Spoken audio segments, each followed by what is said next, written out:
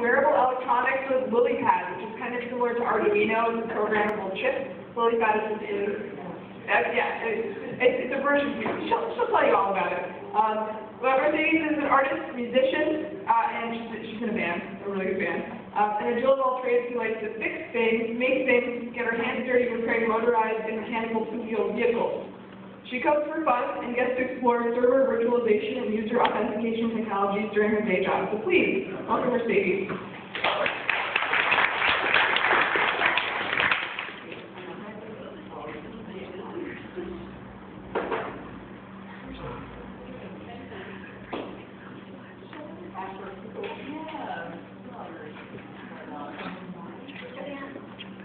Yeah, what's your band name? Oh, it's called Daputo. Daputo. What happened to that playground? Oh, that was in Berlin. Wow.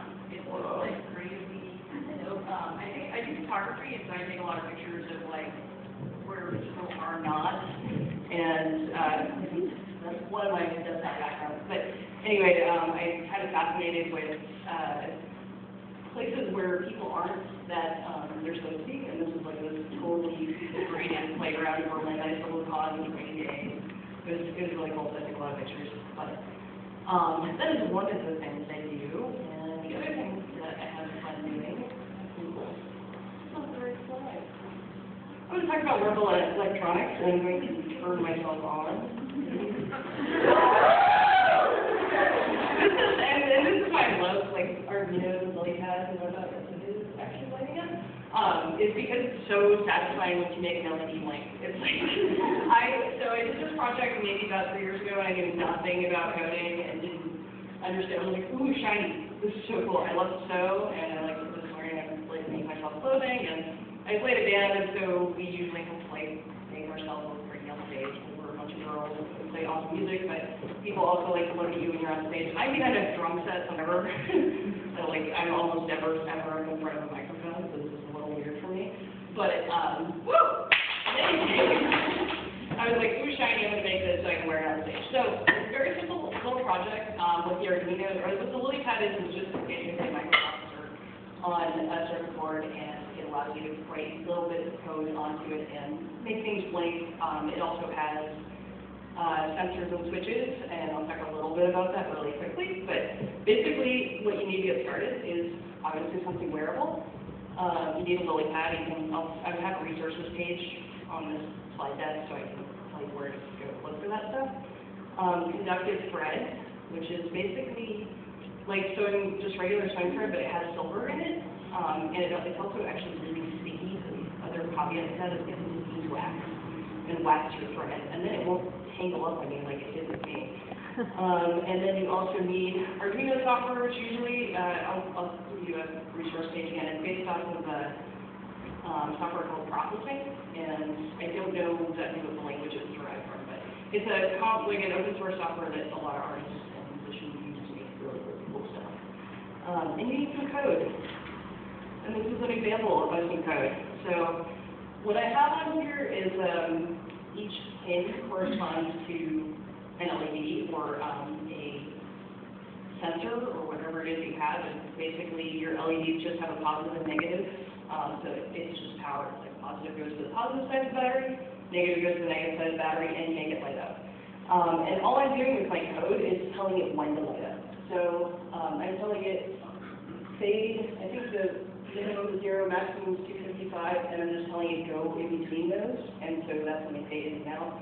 This is not all of the code, but it's just a little snippet, so basically just it goes from one to the next one, and the next one to the next one, and then starts all over again in your little loop that you've written.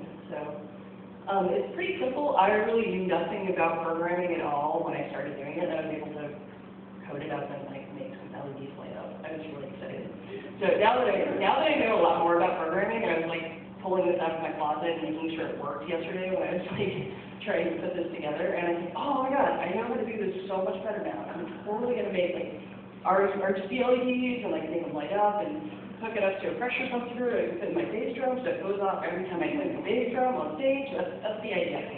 So it's very cool. Like anyway, infinite copious amounts of free time, and we'll eventually do these things.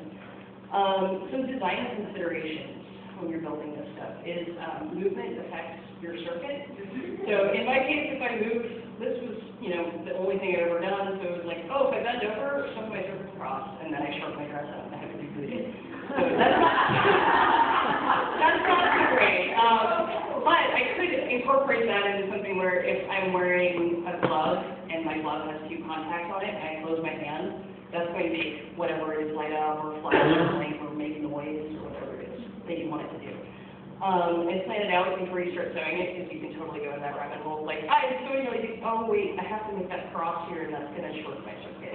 So it's basically like you are making a circuit board with your thread, and it's pretty simple as far as that. You just don't want anything to cross that shouldn't be touching. So, and get fabric that's ready enough to hold up your board, because I'm using, you know, my board as a design feature.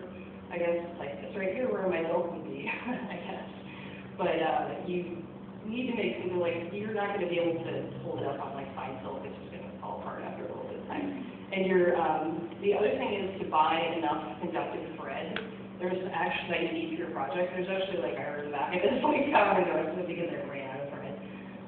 So that was like, oh, oops, I'm going to finish this tomorrow. Okay, I've got some thread in the drawer here, that'll work. So, and then some resources if you do want to learn this stuff.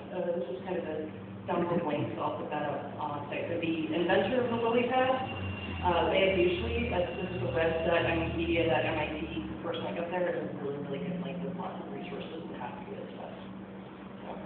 So,